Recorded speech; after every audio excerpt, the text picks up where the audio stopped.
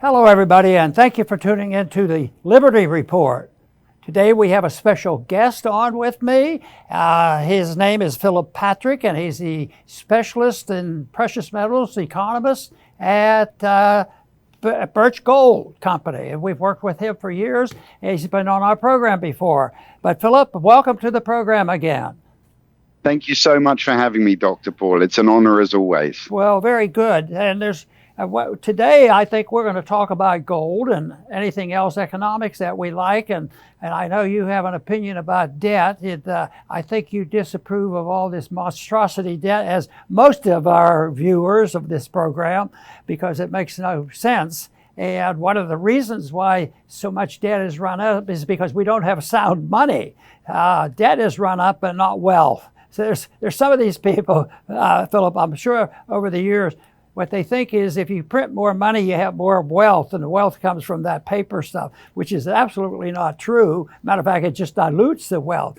So we want to talk. You came across and pointed out to me an article by a friend of mine, and that is Steve Forbes. And he has a real interesting article out, and he's been writing about this for years. And he has an article out right now. This is the signs are there. The gold standard is coming back. And he's a Wall Streeter, but he's an independent thinker. And I've known him over the years. Matter of fact, he came to Texas one time. I was in a close congressional race. He came in and campaigned with me.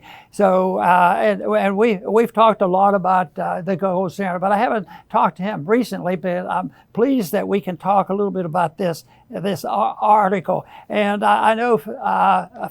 Phillip, that you're aware of this article. I guess it caught your attention. Matter of fact, you called my attention to the particular article, but I saw it as pretty much as a very positive thing that is necessary to set the stage for what we really need is the return to the gold standard.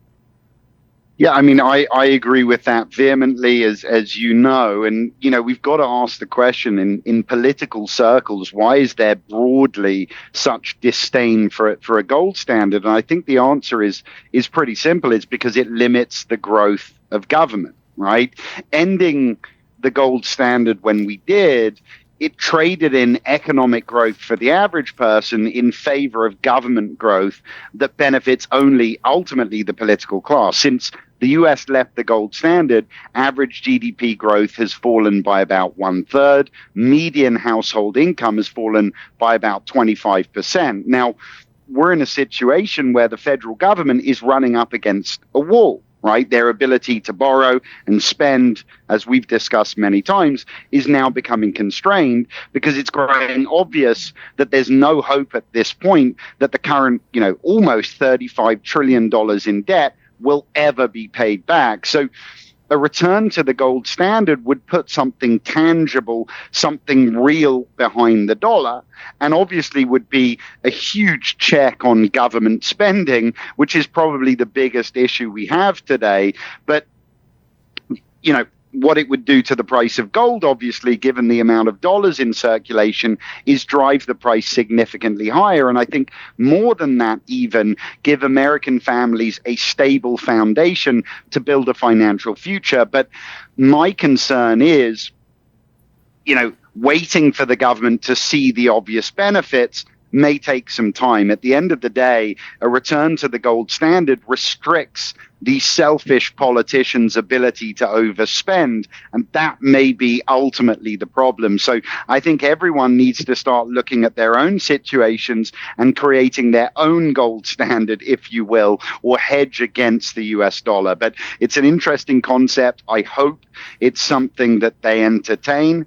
But the skeptic in me says our selfish politicians won't do it. There you go.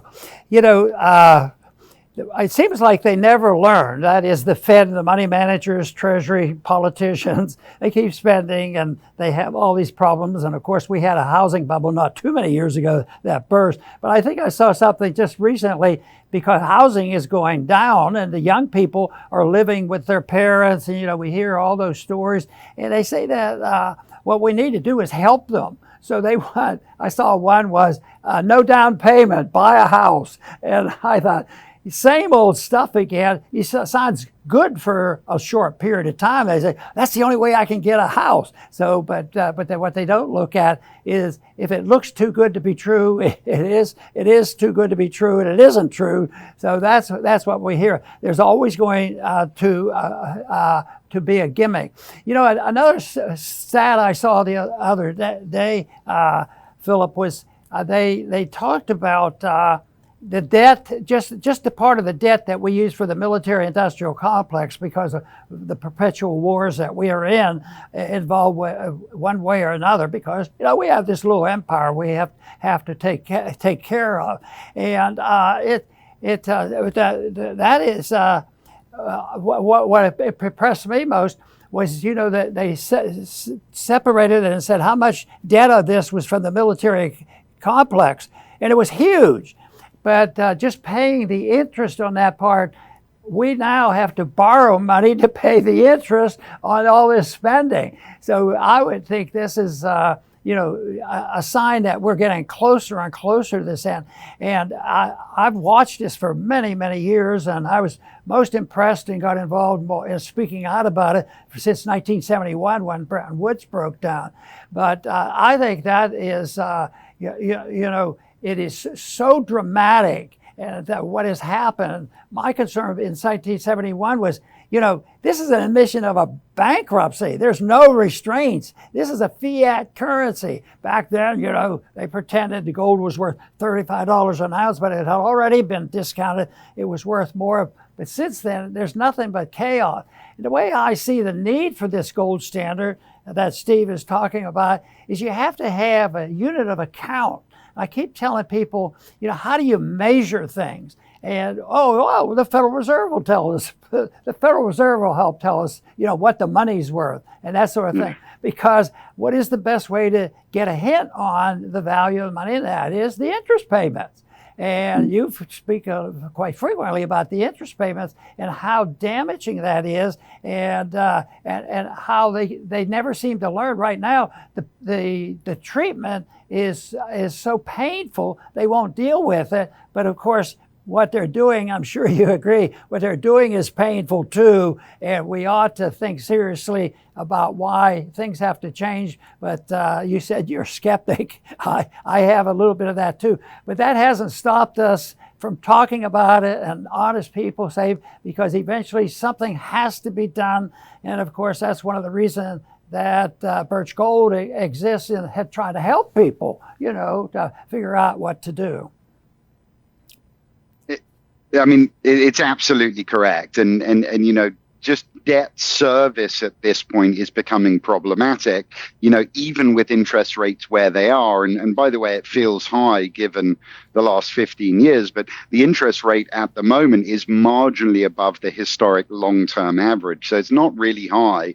But this year alone, debt service payments are projected to be about $1 trillion, essentially the largest item in the federal budget, bigger than defense spending and Social Security payments, which is clearly just unsustainable. And as you mentioned, we've got such a situation that we're having to amass new debt essentially to service old debt. And what that becomes essentially is a self-reinforcing feedback cycle. And the reality is we can delay and delay and delay, but all we do is compound the issue and create a bigger problem on the horizon. Jamie Dimon, CEO of JP Morgan, came out and said exactly the same thing. He said, and I quote, "At one point, this debt is going to cause a problem. Why should we wait?" And he went on to say it will be far more uncomfortable than if you dealt with it to start with in the first place. And he's absolutely right. But this is symptomatic of short-term political thinking, which is creating longer-term problems. And the longer it goes on, the bigger the problem will become. I think it's good that you mentioned Jamie Dimon, because sometimes, he tries to be as straightforward as possible, but he's establishment. He's part of the system, yes. But when he starts expressing concern, more people should pay attention, because he's been through this. He knows that some of the fiction that is expressed, by the governments, by Treasury, by the Federal Reserve, he's able.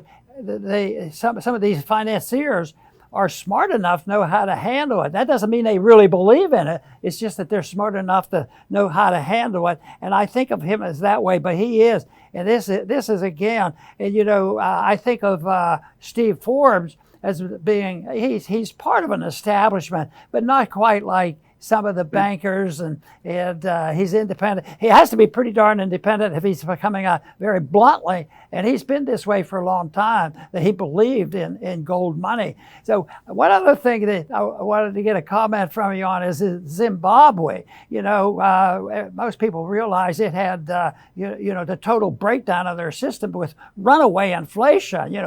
The unit became trillions and trillions of dollars, and it was unworkable. And now they have some reforms, and the story is out now that part of the reform now is they're trying to build their holdings of gold and working in that direction. So that's just another sign that people are waking up that we better do something. And history is on the side of our argument that eventually they better, because that's usually the only thing that people finally come around to accepting, a confidence in. But it has to, the one thing also, it has to be, as so many economists have pointed, it has to be an honest gold standard. And that's what happened to our gold standard. We had it for a while, but it was dishonest, and that's why it pressured on the dollar's value, and that's why Bretton Woods had to break down.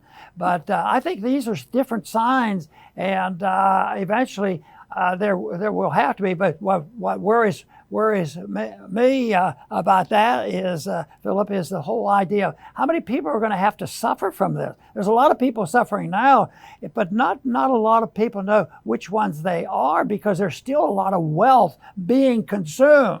And it's be dependent on debt. So it's an illusion. But eventually, the bills will have to be paid. And that, of course, is what we've tried to help people in understanding is, yes, the people are getting worried, but there are some things they have to start thinking about doing, because it's happened before and people can get over it, but it's also so very dangerous.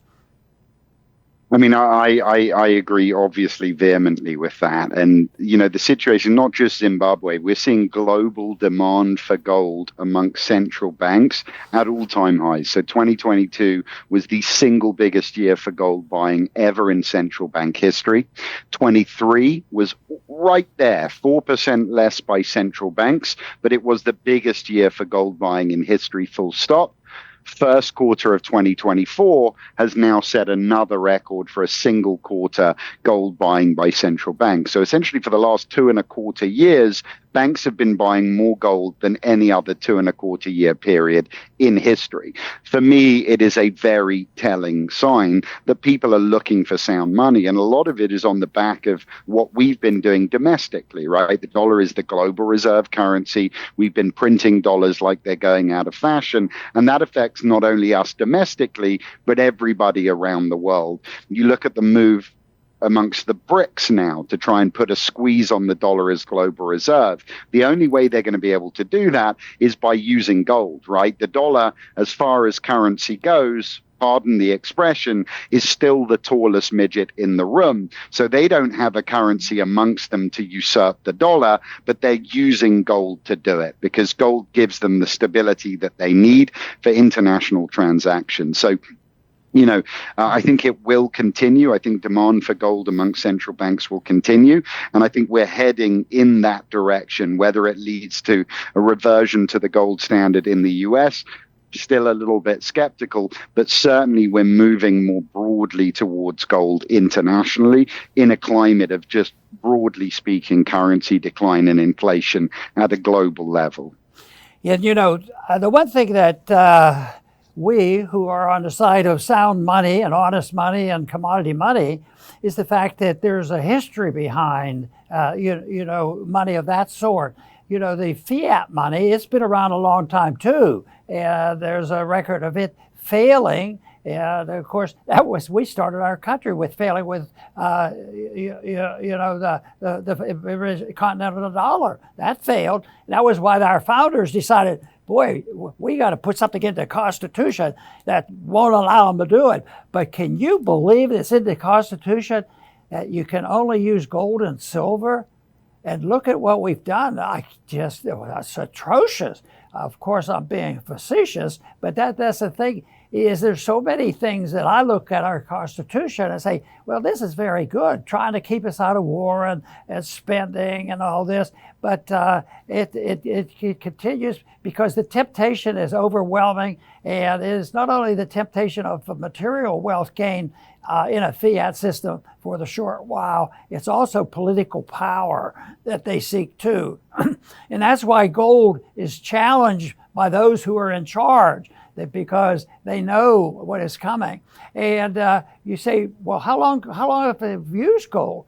Well, there are some who say from the very, very earliest records in history, like 5,000 to 6,000 years ago, they were aware of the special nature of gold being used as money.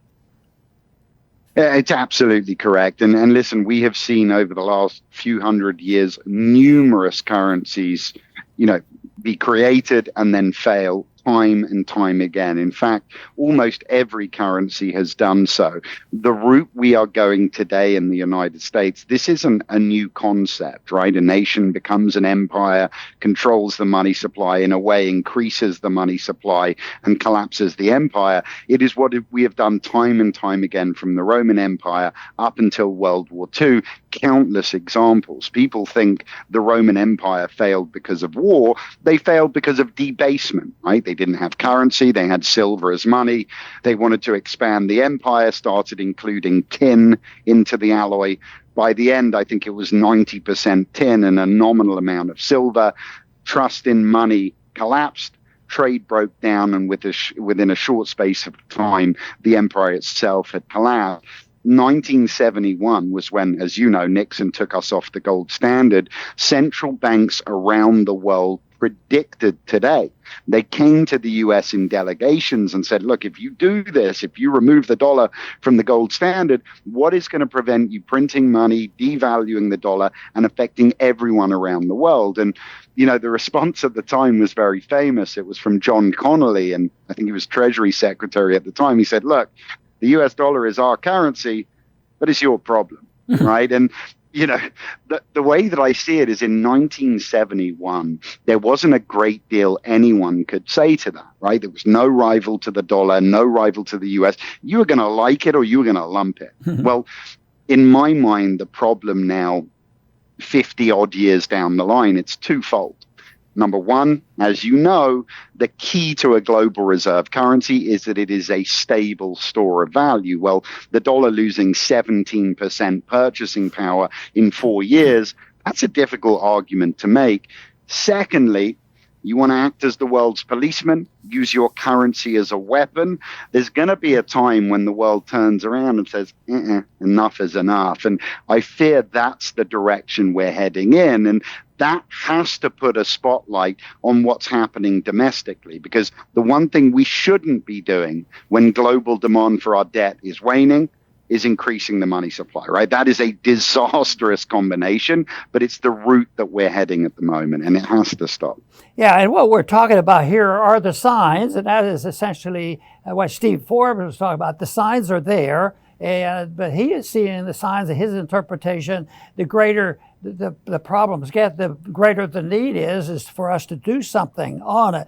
And Mises described the end of currency stuff, and I think an example of this, he described it when it gets so bad that people just sort of throw up their hands and you end up with a period of runaway inflation. But he called it a crack-up boom. It's boom because people want to just get rid of it, and you alluded to that. They just get rid of what you have and try to get something of real value. And that is something that it has happened many times. And we already in this program have talked about, that we're anticipating that. But I'm going to really put you on the spot, Philip, because I get put on the spot all the time on this. Because we talk like this, and I am sure somebody has asked you this question before, so that you've had time to think about it. And that is, they will come up and say, yeah, we agree with you. This is bad. But I want to know exactly when that boom is going to burst out open. So how do you answer that? Because it's difficult to know exactly what the future brings. It is very difficult, and if I'll tell you how I answer that. I say I apologize. My crystal ball is a little bit foggy at the moment because the reality is there's a lot of factors that are going to affect things. So it's very tough when it comes to predicting timeframes. It's almost impossible to do it, as you know. But what I will say is this: given the rate at which we are amassing debt, right? Given that we're now having to take on new debt to pay off old debt, we're setting ourselves up like a Ponzi scheme, and we are getting to the point where it is unsustainable. We're creating this negative feedback loop. So there needs to be some changes from a spending standpoint. And if they do not happen swiftly, I think we could see this thing escalate rather quickly. If we start making some smarter financial decisions as a nation, maybe there's some hope. But, I'm starting to feel like we are at the point of no return. Let's put it like that. Yeah, and I think both of us expressed the fact that we're getting closer to that date, and there's a greater need for preparing for it, and there's different ways to do it because people have different economic and social circumstances. Some of my friends in the libertarian movement believe that the only thing you could do is leave town, get out and find a place. And I guess maybe you can, but I certainly was never in a position where I even considered it. I wanted to clean up the mess and try to get us to go, you have some common sense. But if you just can't do that. You have to try to make the changes, and people can't leave. But there's still some basic fundamentals that they have to do, and and we've talked about them a lot. People will end up invested in the metals and property and land and different things like this. But I always get my pitch in for my most important job that I see is to we should protect people. I want more people to be protected financially for the purpose of when there's rebuilding, that they're capable of participating in it. But the whole thing is the financing is very important, and the survival is very important. But I think the most important thing overall is that our freedoms are protected.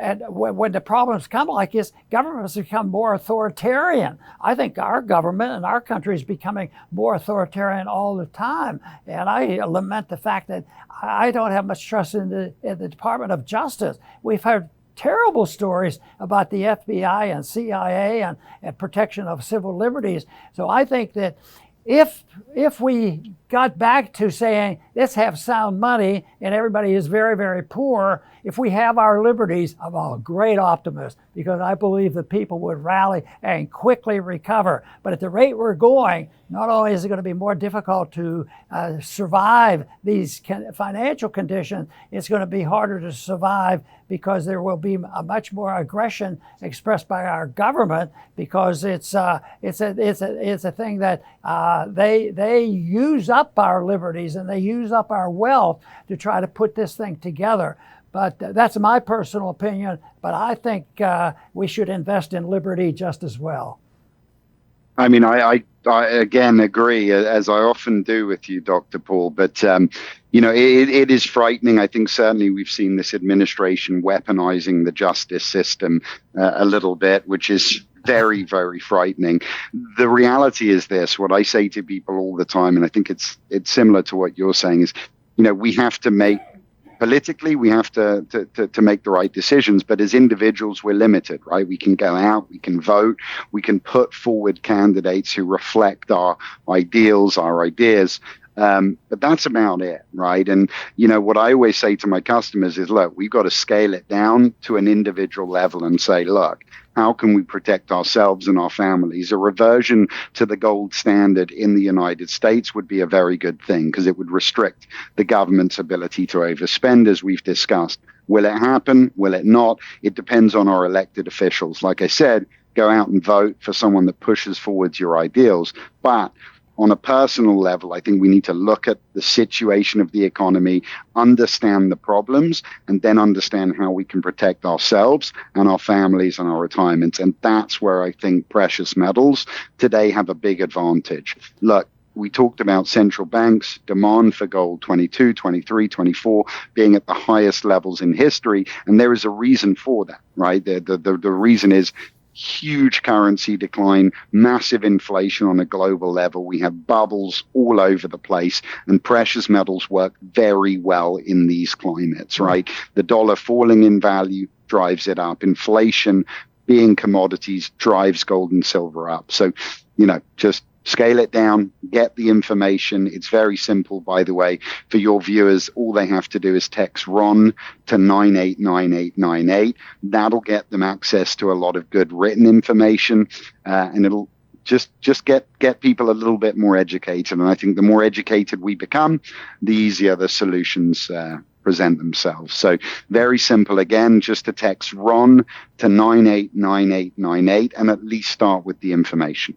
Very, very good. And this is coming from the words of the chief economist on precious metals for Birch Gold. So I think it is a great idea to get the information. I claim that even though I've been trying to learn as much as I can, and I learned a lot about gold in the 60s, and there were predictions of what was coming. So I still am always looking for more information, and there'll be a lot of room for discussion. Honest discussion will be very necessary because there are different types of gold standards and all, and I find it very fascinating and so important. But once again, Philip, I want to thank you very much for coming on the program today, and I'm glad you reminded people how to get some information from Birch Gold. So thank you for being with us. Thank you for having me as always, Dr. Paul. Take care. Okay. And I want to thank our viewers today for tuning in. And please return to the Liberty Report soon.